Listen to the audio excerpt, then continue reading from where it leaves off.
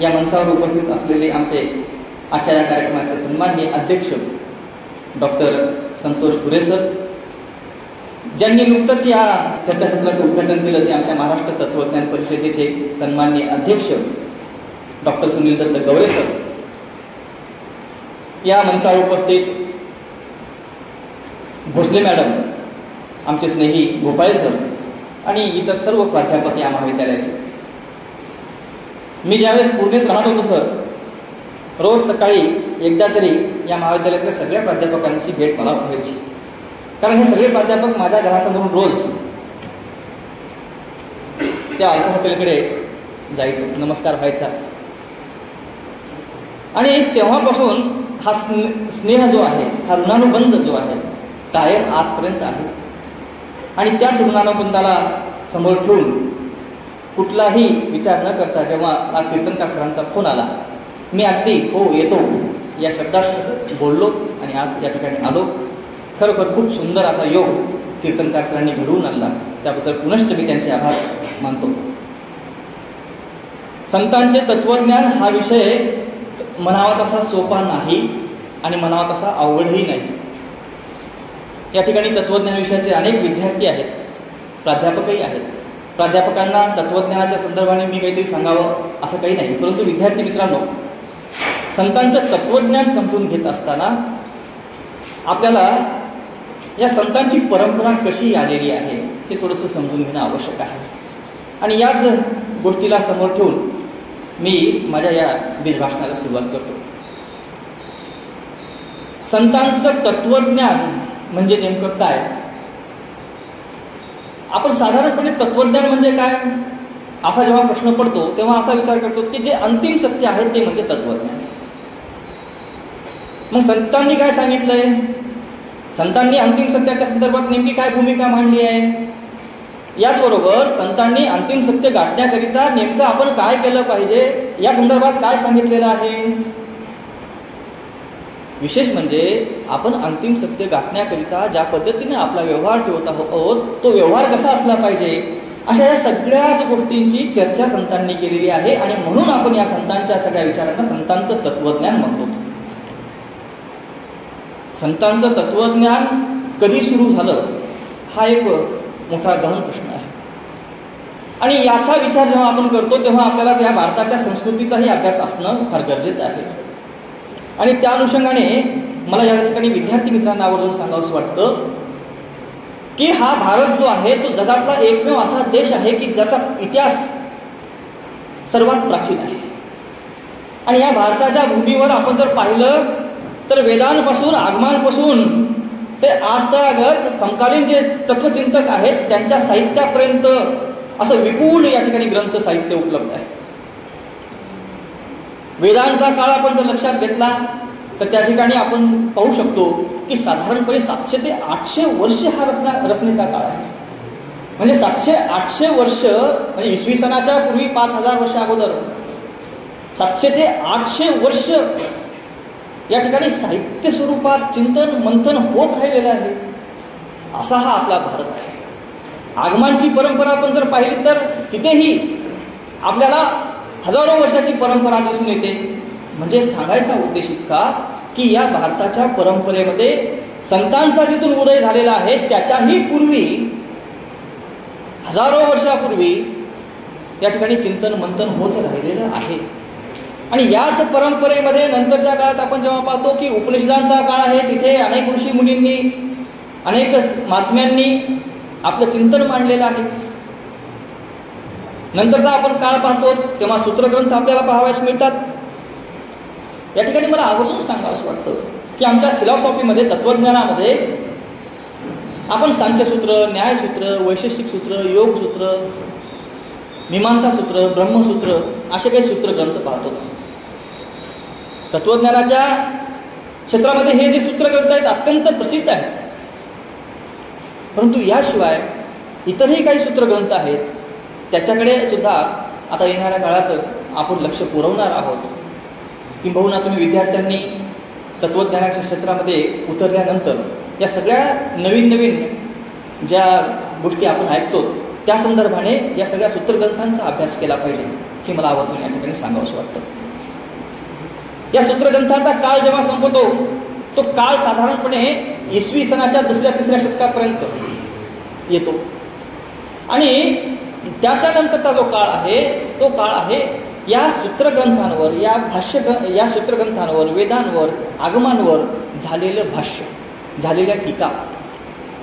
साधारणपणे इसवी सनाच्या 2ऱ्या शतकापासून या भारतामध्ये नागार्जुन असतील, वाचस्पती मिश्र असतील, ईश्वर कृष्ण असतील, अशा सगळ्या महानुभावांनी वेद, आगम आणि सूत्रग्रंथांवर टीका लिहिणं सुरू केलं. चिंतनाची ही परंपरा इसवी सनाच्या पूर्वी 5,000 वर्ष अगोदर सुरू झाली. त्याच्यानंतर इसवी सनाच्या नंतर ही परंपरा चालू आहे. टीका ग्रंथाच्या संदर्भाने मला आवर्जून सांगावंसं वाटतं की हे जे ईश्वर कृष्ण असतील, नागार्जुन असतील, या लोकांनी ज्या पद्धतीनं या सूत्रग्रंथांवर किंवा वेद उपनिषदांवर टीका लिहिलेले आहेत, भाष्य केलेलं आहे, त्याच्यामध्ये जे दृष्टांत दिलेले आहेत, त्याच्या आधारावर असं म्हणावं वाटतं की या सगळ्या भाष्यकारांनी जे मांडलंय ते स्वतंत्र एक तत्वज्ञान आहे. उदाहरण म्हणून मला सांगावंसं वाटतं की जसं बौद्ध तत्वज्ञान आहे त्याच्यामध्ये नागार्जुनाचा आम्ही उल्लेख करतो, परंतु नागार्जुनाने ज्या कन्सेप्टवर आपलं चिंतन मांडलेलं आहे त्यातून त्याचं एक नवीन तत्वज्ञान आहे की काय असं आपल्याला वाटू लागतं. आणि या दृष्टिकोनातून आपण सगळ्या या भाष्यकारांना जर पाहिलं तर त्यांचं स्वतंत्र एक तत्वज्ञान आहे असं आपल्याला वाटू लागतं. आणि हा सगळा जो काळ आहे साधारणपणे 8व्या-9व्या शतकापर्यंतचा आहे. 8व्या शतकामध्ये या भारतामध्ये या तत्वज्ञानाच्या क्षेत्रामध्ये एक मोठी क्रांती झाली. ती क्रांती आद्य जगद्गुरू शंकराचार्य यांच्या माध्यमातून झालेली आहे. शंकराचार्यांनी 8व्या शतकामध्ये वेदांताच्या संदर्भात जे जे काही चिंतन मांडलेलं आहे, त्याचा प्रचार आणि प्रसार करण्याच्या संदर्भात जे जे काही कार्य केलेलं आहे ते इतकं महत्त्वाचं आणि महत्त्वपूर्ण राहिलेलं आहे की खऱ्या अर्थानं त्यांच्या त्या कार्यामुळे, त्यांच्या त्या ठिकाणच्या त्या भूमिकेमुळे वेदांत दर्शन हे अस्तित्वाला आलं असं म्हणलं तरी चुकीचं ठरणार नाही. उपनिषद हे वेदांत आहेच, हे खरं आहे, परंतु ते दर्शन स्वरूपामध्ये कसं आलं तर ते खरं तर ब्रह्मसूत्र असेल किंवा त्यांच्यानंतरचं गौडपादाचार्यांचं त्यांची कारिका असेल तिथून आपल्या लक्षात येऊ शकतं. परंतु त्याची रीतसर मांडणी किंवा त्याची फिलॉसॉफिकल जे डायलॉग आहेत ते खरं कोणी केलं असेल तर ते मला वाटतं की शंकराचार्यांनी केलेलं आहे. आणि म्हणून या भारतीय तत्त्वज्ञानामध्ये शंकराचार्यांचं योगदान जे आहे फार महत्त्वाचं आहे. या शंकराचार्यांच्या भूमिकेला लक्षात ठेवून, समोर ठेवून नंतरच्या काळामध्ये रामानुजाचार्य असतील, निंबाळकर असतील, वल्लभ असतील, या सगळ्यांनी खूप मोठं काम केलेलं आहे. आणि ही अशी परंपरा सुरू असताना या भारतामध्ये इसवी सन 10च्या सुमारास व्यापाराच्या उद्देशाने गजनी आले, गौरवी आले आणि यांनी इथलच्याच भारतीय मूळ संस्कृतीला नीट समजून त्यावर नवीन काही संस्कृती देता येते का याचा प्रयत्न केला. अशा या परिस्थितीमध्ये या भारतामध्ये अस्तित्वात असलेली मूळ संस्कृती नष्ट होऊ नये याकरिता या भारताच्या संतांनी पुढाकार घेतला आणि इथून खऱ्या अर्थानं संतांचं जे कार्य आहे, संतांचं जे तत्वज्ञान आहे ते उदयाला आलं. मग या संतांच्या परंपरेचा आपण जरा आणखीन थोडासा जाऊन विचार केला तर ही काय फक्त 10व्या शतकामध्येच उदयाला आली असं नाही म्हणणार मी. असं म्हणलं तर ते एकांगी होईल किंवा ती अशा या व्यापारी लोकांच्या नवीन प्रयोगांमुळे ती विकसित झाली असंही म्हणलं तर ते चुकीचं ठरेल. कारण संतांच्या तत्वज्ञानाची परंपरा ही देखील साधारणपणे इसवी सनाच्या 4व्या, 5व्या, 6व्या शतकामध्ये झालेली आहे. आपण जेव्हा भारताचा भूगोल पाहतो, या भूगोलामध्ये उत्तर भारत आहे, दक्षिण भारत आहे आणि आपला हा मध्य भारत आहे. तर संतांचं तत्वज्ञान खऱ्या अर्थानं सुरू कुठून झालं तर ते दक्षिण भारतातून झालेलं आहे. मग त्या दक्षिण भारतामध्ये नेमकं कोण होतं तर 2 त्या ठिकाणी प्रामुख्याने संप्रदाय आपल्याला पाहायला मिळतात. एक वैष्णव संप्रदाय आणि दुसरा शैव संप्रदाय. त्यामध्ये आळवार आणि म्यानमार असे दोन प्रमुख संप्रदाय या दक्षिण भारतामध्ये होऊन गेले. साधारणपणे या एका संप्रदायामध्ये 40-40, 50-50, 60-60, 64 असे संत झालेले आहेत. म्हणजे तिथलची संतांची जी परंपरा आहे ती खूप मोठी आहे. आणि असा हा संतांचा सगळा तो दक्षिणेकडून चालत आलेला प्रवास जेव्हा महाराष्ट्रामध्ये पोहोचतो तेव्हा आपल्याला पहिलं नाव या ठिकाणी दिसतं.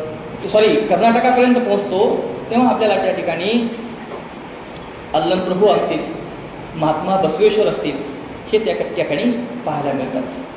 आणि जसं आपण आणखीन वर येतो आपल्या महाराष्ट्रामध्ये आपल्याला चक्रधर स्वामी दिसून येतात, संत नामदेव महाराज दिसून येतात, संत ज्ञानेश्वर महाराज आहेत.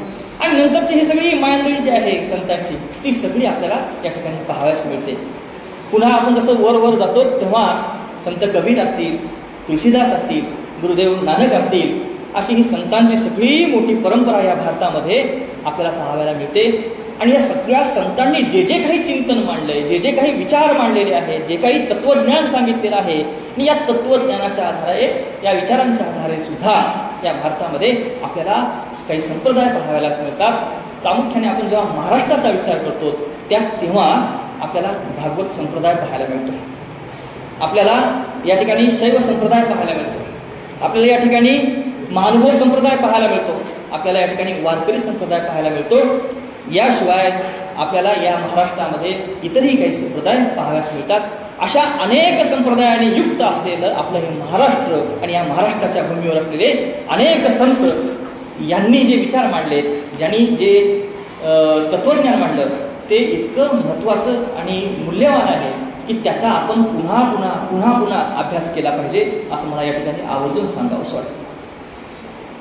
मी या ठिकाणी ज्या संतांचा उल्लेख केलाय त्या प्रत्येक संतांवर बोलायचं म्हणलं तर किमान 1 ते 1.5 तास लागेल. म्हणून मी फक्त परिचयात्मक स्वरूपामध्ये या ठिकाणी या सगळ्या संतांच्या संदर्भाने थोडक्यात आपले मत किंवा माहिती सांगणार आहे. आणि त्यातूनच खऱ्या अर्थानं त्यांच्या तत्वज्ञानाला आपण जर समजून घ्यायचं असेल तर आपण नेमकं काय केलं पाहिजे, आपण नेमकं काय वाचलं पाहिजे हे या ठिकाणच्या विद्यार्थी मित्रांना आणि अभ्यासकांना लक्षात येईल असं मला वाटतं. जेव्हा मी कर्नाटकातल्या संतांचा विचार करतो तेव्हा मला अल्लमप्रभू त्या ठिकाणी दिसतात. आणि अल्लमप्रभूंचं तत्वज्ञान काय आहे तर प्रामुख्याने जो समाज म्हणजे मानवी समूह, जो समाज दुराचाराला चाललेला आहे, अधोगतीला चाललेला आहे, अशा या समाजाला भक्तीच्या मार्गावर आणणे हे अल्लमप्रभूंनी केलेलं आहे. ईश्वरनिष्ठ बनविणे हे अल्लमप्रभूने केलेलं आहे. आणि अल्लमप्रभूंचेच त्या काळचे त्यांचे सहकारी किंवा काही प्रसंगीतले ज्यांना गुरु मानतात ते संत महात्मा बसवेश्वर. आणि महात्मा बसवेश्वर जेव्हा मी संत स्वरूपात पाहतो तेव्हा त्यांच्या मनामध्ये असलेला तो दयेचा भाव, करुणेचा भाव, त्यांच्या मनामध्ये असलेली ईश्वरनिष्ठा, त्यांच्या मनामध्ये असलेलं समाजप्रेम, असे ह्या काही गोष्टी ज्या आहेत त्याच्यातून त्यांचं तत्वज्ञान आपल्याला पाहायला मिळतं. हा कोण असे म्हणू देऊ नको देवा, हा माझा असेच म्हणू दे देवा, असं जेव्हा महात्मा बसवेश्वर म्हणतात तेव्हा त्यांच्या मनामध्ये असलेली समतेची भावना या ठिकाणी दिसून येते. आणि हे समता टिकवून ठेवणं हेच या तत्वज्ञानातून संतांनी दाखवलेलं आहे. बसवेश्वरांच्या संदर्भात खूप गोष्टी सांगण्यासारख्या आहेत. त्यांनी समता प्रस्थापित करण्यासाठी केलेला प्रयोग हे आपल्या सगळ्यांना माहीत आहे. त्यांनी अनुभव मंडपाची स्थापना केली, त्या ठिकाणी स्त्री पुरुषांना लिखाणासाठी संधी उपलब्ध करून दिली, हे सगळं आपल्याला माहीत आहे. परंतु त्याचबरोबर एक संत म्हणून विवेक जागृत ठेवणं हे देखील आपलं काम आहे, हे महात्मा बसवेश्वरांनी त्या काळात दाखवून दिलेलं आहे. नंतरच्या काळात आपण पाहतो आपल्या महाराष्ट्रामध्ये नामदेव महाराज होऊन गेले. नामदेव महाराजांच्या बाबतीत काय सांगावं. खऱ्या अर्थानं नामदेव महाराज हे महाराष्ट्रातल्या संत परंपरेचे जनक ठरतात असं म्हणलं तरी चुकीचं ठरणार नाही. नामदेव महाराजांनी फक्त महाराष्ट्रापुरतं आपलं काम मर्यादित ठेवलं नाही, तर सबंध भारताची यात्रा केली. एकदा नाही अनेकदा त्यांनी यात्रा केली. उत्तरेत फिरले, त्याच्यानंतर दक्षिणेत फिरले, पूर्वेकडच्या काही राज्यांमध्ये ते गेले आणि त्या सगळ्या राज्यांमध्ये जाऊन सुद्धा नामदेव महाराजांनी काय केलं असेल तर लोकांच्या मनामध्ये भक्तीचं बीज रोवण्याचं काम केलं आहे. जोपर्यंत मनामध्ये भक्ती निर्माण होत नाही तोपर्यंत खऱ्या अर्थानं या मनामधली जी मलिनता झालेली आहे, मनामध्ये जी घाण दाटलेली आहे ती घाण बाहेर पडणार नाही. म्हणून एका ठिकाणी मला आठवतं, अल्लमप्रभू म्हणतात, ज्या गावात भक्ताचं घर नाही त्या गावात जाऊ नये, कारण ते गाव स्मशानासारखं वाटतंय. स्मशान म्हणजे काय? तिथं प्रेत आहेत सगळे आणि अशा या प्रेतांशी काही संवाद होऊ शकत नाही. त्या ठिकाणी गेल्यानंतर भयान वाटतं. परंतु जिथे भक्त असतात त्यांच्या मनामध्ये प्रसन्नता असते, त्यांच्या मनामध्ये दयाभाव असतो, करुणाभाव असतो, आपलेपणाची भाव असतो. आणि अशा या समाजामध्ये, अशा या गावात जर आपण गेलो तर आपल्याही मनाला प्रसन्नता लाभेल, आपल्याही मनामध्ये दयाचा अंकुर फुटेल, आपल्याही मनामध्ये समतेचा भाव निर्माण होईल. अर्थात आपलंही मन निर्मळ आणि शुद्ध पवित्र होऊन जाईल. म्हणून खऱ्या अर्थानं ज्या गावात भक्त असतात त्याच गावात आपण गेलं पाहिजे असं अल्लमप्रभू जेव्हा म्हणतात ते भक्तीच्या संदर्भात म्हणतात. आणि हाच भक्तीचा मार्ग आपल्या महाराष्ट्रामध्ये नामदेव महाराजांनी फक्त महाराष्ट्रापुरतं नाही तर संबंध देशामध्ये फिरून फिरून सांगितलेलं आहे. त्याचं उदाहरण म्हणून आपल्याकडे आपण सांगतो. त्याचं महत्त्व काय आहे हे जाणून घेण्यासाठी आपल्या महाराष्ट्रातल्या मराठी विभागाच्या सगळ्या लोकांनी मागच्या काही वर्षांपूर्वी अखिल भारतीय मराठी साहित्य संमेलन भरवलं. कुठं? पंजाबच्या म्हानमध्ये. त्याचं कारण असं आहे की या नामदेव महाराजांनी सध्या भारताची जेव्हा आखणी केली किंवा पाहणी केली तेव्हा त्यांना सगळ्यात अनुकूल असं ठिकाण वाटलं ते गुहान. त्या गुहांमध्ये त्यांनी भक्तीचा मार्ग पसरविला, तिथलच्या लोकांना भक्तीचा मार्ग सांगितला, तिथलच्या लोकांनी तो स्वीकारला. आणि म्हणून त्या गुहांचं खूप महत्त्वाचं जे ठिकाण आहे ते असं आहे. माझ्या माहितीनुसार नामदेव महाराजांनी जे काही अभंग रचना केलेली आहे त्यापैकी 61 अभंगाची पदांची निवड गुरुग्रंथ साहेब या ग्रंथामध्ये आपल्या नांदेडच्या गोविंदसिंग साहेबांनी केलेली आहे. हे किती मोठं महान कार्य नामदेव महाराजांचं आपण या ठिकाणी लक्षात घेतो. आणि यातूनच खऱ्या अर्थानं नामदेव महाराजांचं कर्तृत्व काय होतं हे लक्षात घेतलं पाहिजे. त्यांचे विचार किती प्रगल्भ होते, त्यांच्या विचारातून जे तत्वज्ञान त्यांनी मांडलेलं आहे ते किती महत्त्वाचं होतं हे सुद्धा आपल्याला या ठिकाणी लक्षात घेतो. यानंतर आपण पाहतो की आपल्याच महाराष्ट्रामध्ये सावता महाराज होते. नामदेव महाराज असतील, सावता महाराज असतील, हे सगळे विठ्ठल भक्त आहेत. परंतु सावता महाराजांचं वैशिष्ट्य असं आहे की एखाद्या तीर्थयात्रेला जाण्यापेक्षा, एखाद्या मंदिरात दर्शनासाठी जाण्यापेक्षा आपण जे काम हातात घेतलेलं आहे ते काम करणं फार महत्वाचं आहे. त्यांनी आपल्या भक्तीच्या माध्यमातून कर्मनिष्ठा काय असते यावर प्रकाश टाकला. आणि हे या संतांच्या तत्वज्ञानातून शिकण्यासारखा, लक्षात ठेवण्यासारखा विषय असतो की कर्मनिष्ठा हे सुद्धा एक प्रकारची भक्ती आहे. आपण कोण आहोत हे समजून घेतलं पाहिजे. मी विद्यार्थी आहे, माझं कर्म काय आहे? अभ्यास करणे, अध्ययन करणे हे माझं कर्म आहे. मी या कर्मामध्ये तल्लीन होणं हीच खऱ्या अर्थाने ईश्वराची भक्ती आहे. मी शिक्षक आहे, विद्यार्थ्यांना शिकवलं पाहिजे, ज्ञानदान केलं पाहिजे, याच्यात तल्लीन होणं हेच आपलं कर्म आहे. आणि या कर्मामध्येच काय आहे? ईश्वराची भक्ती आहे. हा विषय, हे तत्वज्ञान या संतांनी आपल्या कर्मातून सांगून आपल्याला दाखवलेलं आहे.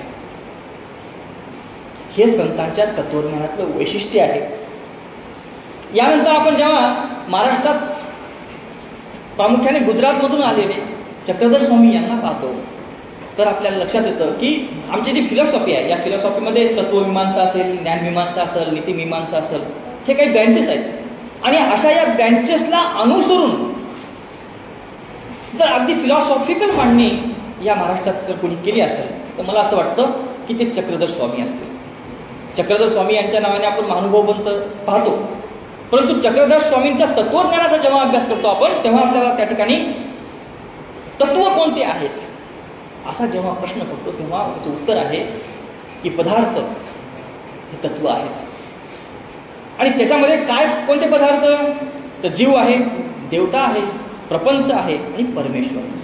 असे 4 पदार्थ, असे 4 तत्व चक्रधर स्वामींनी सांगितले. आणि या चक्रधर स्वामींच्या तत्वज्ञानामध्ये आपण एक लक्षात घेतलं पाहिजे हा जीव संकल्पना आहे. इथे फिलॉसॉफीचे विद्यार्थी असतील तर त्यांना ही जीव संकल्पना माहीत पडेल. जीव या संकल्पनेचा खरा विचार किंवा अधिक विचार जैनांच्या तत्वज्ञानात झालेला आहे.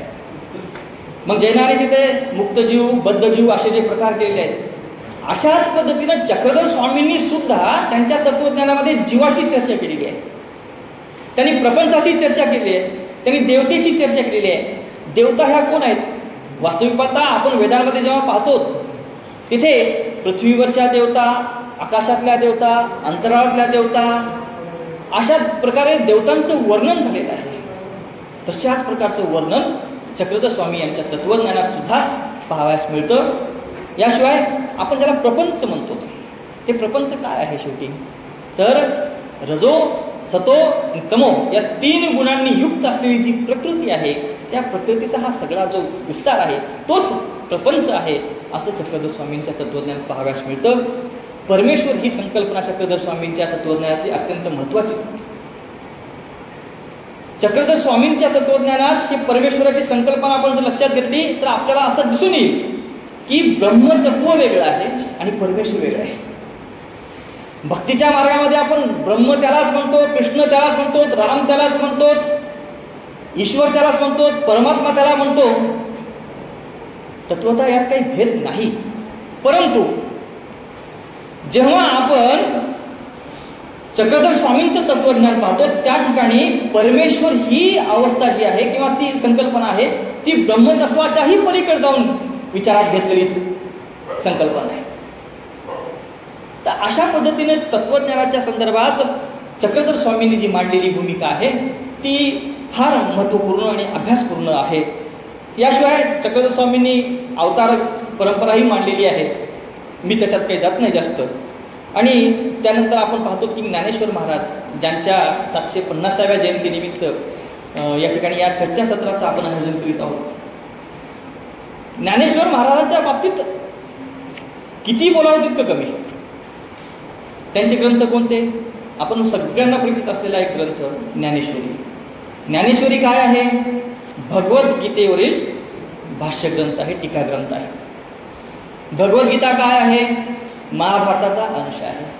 संवाद कोणाकोणाचा आहे? श्रीकृष्ण आणि अर्जुनाचा संवाद आहे. परंतु ही सगळी भगवद्गीता कोणीतरी पाहत होता, तो म्हणजे संजय. म्हणून संजयचं तितकंच महत्वाचं योगदान आहे असं मला वाटते बरं. असो, त्याच्यात काही जात नाही. परंतु अशा या भगवद्गीतेच्या संदर्भात आपल्या महाराष्ट्रात होऊन गेलेले आपले माऊली अर्थात संत ज्ञानेश्वर महाराज यांनी ज्या पद्धतीने विवेचन केलेलं आहे, असं विवेचन वास्तविक पाहता भगवद्गीतेवर ज्ञानेश्वर महाराजांनी जे विवेचन केलं आहे त्याच्यानंतर अनेक लोकांनी विवेचन केलं आहे. आधुनिक काळामध्ये आपण जर पाहिलं तर महात्मा गांधी असतील, विनोबा भावे असतील, लोकमान्य टिळक असतील, ओशो असेल, अशा सगळ्या लोकांनी भगवद्गीतेवर टीका लिहिलेली आहे. परंतु ज्ञानेश्वर माऊलींनी जी प्राकृत भाषेत आपल्या बोली भाषेत आपल्या जे चिंतन मांडलेलं आहे ते म्हणावं तितकं सोपं नाही. आणि त्या काळात हे सगळं काम करणं खरंच खूप मोठं काम होतं. आणि ज्या पद्धतीनं ते त्या ठिकाणी दृष्टांत देतात ते दृष्टांत नीट समजून घेण्यासारखे आहेत मित्रांनो. एखाद्या नावेचं दृष्टांत दिलेलं आहे, ते नाव कशा पद्धतीने समोर समोर जाते आणि ते पाणी कशा पद्धतीने मागं मागं जात आहे, याच्यातून कसं कार्यकारण भाव निर्माण होतो, अशा बारीक बारीक गोष्टींकडे माऊलींनी आपलं लक्ष केंद्रित केलेलं आहे. अशा माऊलींचा आणखीन एक महत्त्वाचा ग्रंथ आहे, तो म्हणजे अमृत अनुभव. मला ज्ञानेश्वरीपेक्षाही अमृत अनुभव हा जो ग्रंथ आहे तो खूप महत्त्वाचा वाटतो. कारण तत्वज्ञानाच्या संदर्भाने या अनुभव अमृतामध्ये माऊलींनी जी 10 प्रकरणं मांडलेली आहेत त्या 10 प्रकरणाच्या माध्यमातून त्यांचं वैयक्तिक तत्वज्ञान जे आहे, त्यांचं तत्वज्ञानाच्या संदर्भातलं आपलं जे स्वतःचं चिंतन आहे ते चिंतन या ठिकाणी पाहावंसं मिळतं. त्या ठिकाणी सुद्धा माऊलींनी जी दृष्टांत दिलेले आहेत, म्हणजे शक्ती आणि शिव आणि शक्तीचा समन्वय कसा असतो हे जेव्हा माऊली सांगतात तेव्हा ते सहज म्हणतात एक फूल आहे आणि त्या फुलाचा जो गंध आहे यांच्यामध्ये जो संबंध आहे तसा संबंध शिव आणि शक्तीमध्ये आहे. माऊलींची दृष्टांत देण्याची जी पद्धत होती ती खूप महत्त्वाची आणि आपल्या सर्वांना नीट समजून घेण्यासारखी अशी पद्धत आहे. अशा या माऊलींचं आणखीन एक शेवट महत्त्वाचं कार्य किंवा रचना ती म्हणजे पसायदान.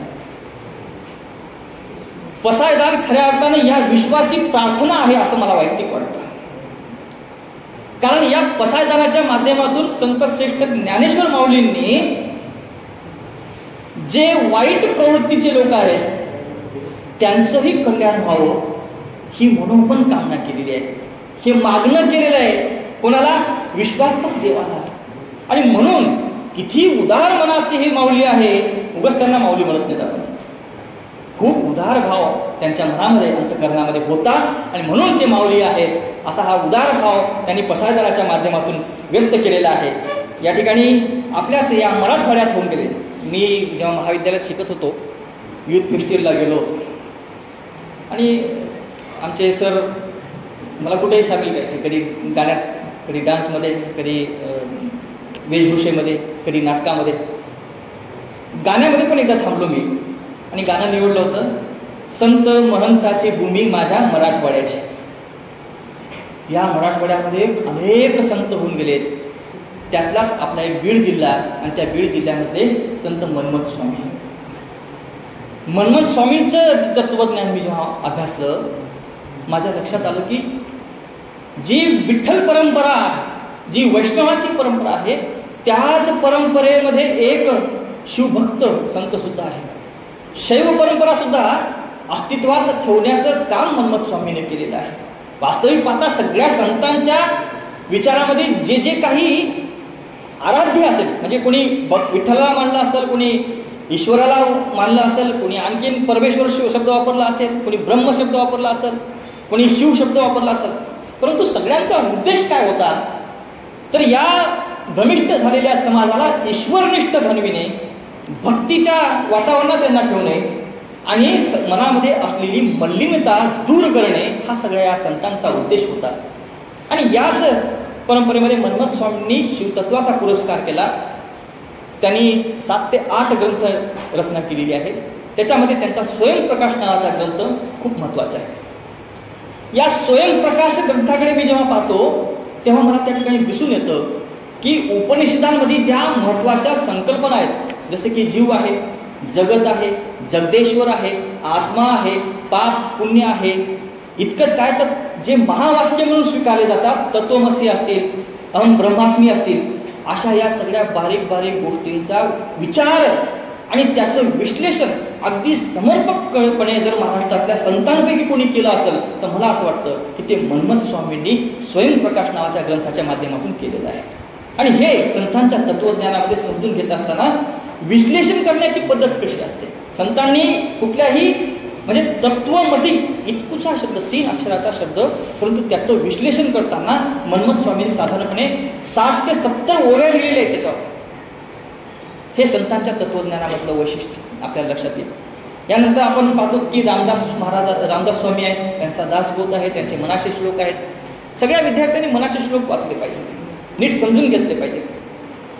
त्याच्यातून आपण नेमकं कुठं आहोत याचा आपण थोडासा विचार केला पाहिजे.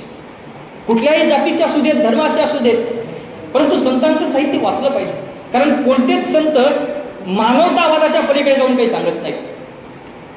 आपल्या मनामध्ये मानवतावाद रुजविण्याकरिता मनाचे श्लोक खूप महत्त्वाचे आहेत. तुकाराम महाराजांच्या बाबतीत मी खूप काही सांगण्याची माझी इच्छा होती, परंतु मी सांगणार मुद्दामून नाही.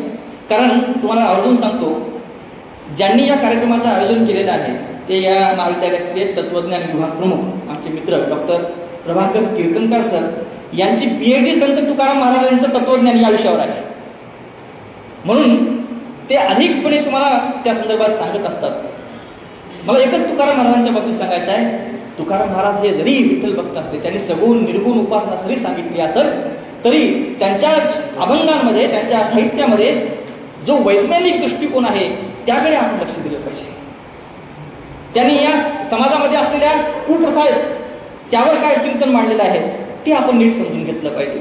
आणि या तुकाराम महाराजांच्याच परंपरेमध्ये नंतर जेव्हा गाडगे महाराजांना मी पाहतो तेव्हा गाडगे महाराजांचं तत्वज्ञान हे जरी ईश्वरनिष्ठ नसलं तरी ईश्वर नेमका आहे कुठं, तर तो मानवामध्ये आहे. हा जो भाव त्यांनी दिला, हा जो विचार त्यांनी दिलेला आहे, तो आजच्या या घडीला, या वर्तमान युगात अत्यंत प्रासंगिक ठरणारा असा आहे. म्हणजे ईश्वर कुठं आहे, तर तो मानवाच्या सेवेमध्ये आहे. त्यांच्या एकंदर कार्याला आपण जर लक्षात घेतलं, एकही असं त्यांचं कार्य नाही, त्यांच्या आयुष्यातला एकही असा क्षण नाही की तो क्षण त्यांनी स्वतःच्या स्वार्थाकरती जगला असा. निस्वार्थ भावनेने, निष्काम भावनेने ज्यांनी काम केलं ते संत गाडगे महाराज. गाडगे महाराजांचा मानवतावाद असं, त्यांनी सुद्धा या समाजामध्ये दारू पिणाऱ्या लोकांवर टीका केलेली आहे, या समाजामधल्या कर्ज काढणाऱ्या लोकांवर टीका केलेली आहे, या समाजामध्ये ज्या ज्या कुप्रथा आहेत त्या सगळ्या कुप्रथांवर त्यांनी टीका केलेली आहे. कारण त्यांच्या वैयक्तिक जीवनाचा आपण जर आढावा घेतला तर कर्जापायी त्यांची शेती गेली होती, त्यांचे वडील दारूपायी गेले होते. अशा अनेक अनुभवाला समोर ठेवून त्यांनी कुप्रथांच्या संदर्भात देखील आपलं चिंतन मांडलेलं आहे, विचार मांडलेला आहे. मला गाडगेबाबांच्या बाबतीत एक शेवटचा मुद्दा सांगावासा वाटतो. आजकाल आपण पाहतो की आपल्याला मोह खूप झालेला आहे. हा माझा मोबाईल, ही माझी गाडी, हे माझं घर, हे माझे नातेवाईक, ही माझी मुलं, ही माझी बायको, ही माझे लेकरं, हे माझे आई वडील, माझे माझे माझे माझे माझे याच्या पलीकडे आपण जाऊन कधीतरी विचार करतो का? आणि ही एक मानसिक समस्या निर्माण होत झालेली आहे असं मला या ठिकाणी आवर्जून सांगावंसं वाटतं. गाडगे महाराजांच्या संदर्भात सांगतोय, एकदा पश्चिम महाराष्ट्रामध्ये त्यांचं कीर्तन सुरू होतं आणि कोणीतरी येऊन सांगतं त्यांना की बाबा तुमचा मुलगा गेला, बाबांचा मुलगा वारला अशी बातमी त्या कीर्तनामध्ये येऊन सांगतं. अगदी काही क्षण, कदाचित 2, 4, 5 सेकंद ते स्तब्ध होतात आणि काय म्हणतात, येथे राम गेला कृष्ण गेला गेले कोट्यानु कोटी, येथे राम गेला कृष्ण गेला गेले कोट्यानु कोटी, काय रडू मी एकासाठी. हा विचार, हे तत्वज्ञान आहे. कशाचं तत्वज्ञान आहे? मोह सोडण्याचं तत्वज्ञान आहे बरं का. तर ह्या संतांच्या विचारातून अशा पद्धतीने आपण जे विचार व्यक्त झालेले आहेत अशा पद्धतीचे त्याच्यातून आपण अशा पद्धतीचं हे तत्वज्ञान घेतलं पाहिजे. यानंतर या महाराष्ट्रामध्ये अनेक संत होऊन गेले, परंतु त्यापैकी एक तुकडोजी महाराज नावाचे संत, आणि या तुकडोजी महाराजांनी ग्रामगीता नावाचा ग्रंथ रचला. या ग्रामगीतेच्या माध्यमातून विद्यार्थ्यांनी कसं वागावं, शिक्षकांनी कसं वागावं, आईवडिलांनी कसं वागावं, गावच्या लोकांनी कसं वागावं, समाजातल्या प्रत्येक घटकांनी कसं वागावं या संदर्भात एक मार्गदर्शक सूचना केलेली आहे. आणि या सगळ्या सूचना करत असताना त्यांनी भक्तीचा मार्ग सांगितला, ईश्वर निष्ठा सांगितलेली आहे, सामुदायिक प्रार्थना सांगितलेली आहे, आणि या सगळ्या गोष्टीतून त्यांनी एक महत्त्वाचा मुद्दा सांगितला, ते म्हणजे राष्ट्रसेवा.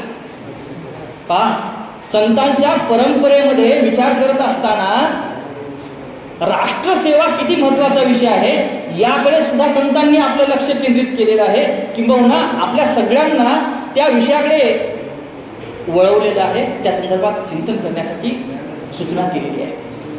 आज गंभीर समस्या आहे. मी या देशाचा नागरिक आहे, परंतु या देशाबद्दल माझ्या मनात किती प्रेम आहे, हा विषय, हा प्रश्न भेडसावत चालला आहे. कारण जो तो आपल्या परीने नियमांचा विचार करतोय, कायद्याचा विचार करतोय, आपल्या सोयीनुसार या प्रत्येक गोष्टीमध्ये कसा बदल करता येईल याच्या संदर्भात विचार करतोय. परंतु हे राष्ट्र महत्वाचं आहे, या राष्ट्रासाठी माझी काही कर्तव्य आहेत, या राष्ट्राच्या संदर्भात मी जी काही भूमिका आहे या संदर्भात विचार करत नाही. परंतु ग्रामगीतेसारखा ग्रंथ आपण जर लक्षात घेतला तर आपल्याला तुकडोजी महाराजांचा आदर्श डोळ्यासमोर ठेवावासा वाटतो. आणि अगदी आता शेवटच्या 2 मिनिटात मी माझं व्याख्यान संपवतो. मला या ठिकाणी आता जास्त विश्लेषण करायचं नाही. या सगळ्या संतांच्या साहित्यातून, तत्वज्ञानातून मला काही 10 वैशिष्ट्ये लक्षात येतात. ते 10 वैशिष्ट्ये मी फक्त तुमच्यासमोर मांडतो. त्यातलं पहिलं वैशिष्ट्य, भारतीय अध्यात्मशास्त्र टिकवून ठेवण्याचं काम संतांनी केलेलं आहे. दुसरं वैशिष्ट्य, या सगळ्या संतांनी समाजाला ईश्वरनिष्ठ आणि भक्तीचा मार्ग दिलेला आहे. समाजातील प्रत्येक घटकाला भक्तीचा अधिकार दिलेला आहे. चौथा मुद्दा, तात्विक चिंतन करण्याचा आणि नवीन नवीन दृष्टांत देण्याचा अधिकार सुद्धा या सगळ्या संतांनी दिलेला आहे. सांप्रदायिक भेद गौण मानण्यासाठी किंबहुना भेदात अभेद असतो हे सांगण्यासाठी संतांनी प्रयत्न केलेले आहेत. सांसारिक जीवनाऐवजी पारमार्थिक जीवन हे फार महत्त्वाचं आहे, याचकडे आपलं सगळ्यांचं लक्ष केंद्रित केलेलं आहे. मानव सेवेतून सुद्धा अध्यात्म साधता येतो हे देखील संतांनी सांगितलेलं आहे. देव, धर्म आणि भक्ती याच्या माध्यमातून राष्ट्रनिष्ठा करता येऊ शकते हे सुद्धा संतांनी सांगितलेलं आहे. कर्मवाद असू देत किंवा कर्मनिष्ठा असू देत हे अध्यात्मामध्ये महत्त्वाचे आहेत, याकडे सुद्धा संतांनी आपलं लक्ष केंद्रित केलेलं आहे. पारमार्थिक जीवन जगत असताना किंवा तिकडे वाटचाल करत असताना समाजामध्ये ज्या कुप्रथा आहेत, आपल्या मनामध्ये ज्या विकारांनी घर केलेलं आहे, त्या सगळ्या विकारांना दूर करणं फार गरजेचं आहे हे सगळ्या संतांनी सांगितलेलं आहे. अर्थात संतांनी मानवाच्या कल्याणाकरता, मानवाला मानव बनवण्याकरता जे सांगितलेलं आहे तेच संतांचं तत्त्वज्ञान आहे असं मला या ठिकाणी सांगावंसं वाटतं. या ठिकाणी या महाविद्यालयातील प्राचार्य सन्माननीय पुरे सर, या महाविद्यालयाचे व्यवस्थापक आमचे आदरणीय डॉक्टर रामेश्वर पवार सर, तत्त्वज्ञानी विभाग प्रमुख आमचे मित्र डॉक्टर प्रभाकर कीर्तनकार सर आणि संयोजन समितीतले आपण सर्व यांनी या चर्चासत्रासाठी बीजभाषक म्हणून मला बोलवलं, माझा मान सन्मान केला आणि आपण शांत चित्तानं माझं हे भाषण ऐकून घेतलं, त्याबद्दल मी आपल्या सर्वांचे मनापासून आभार व्यक्त करतो. धन्यवाद. जय हिंद, जय महाराष्ट्र.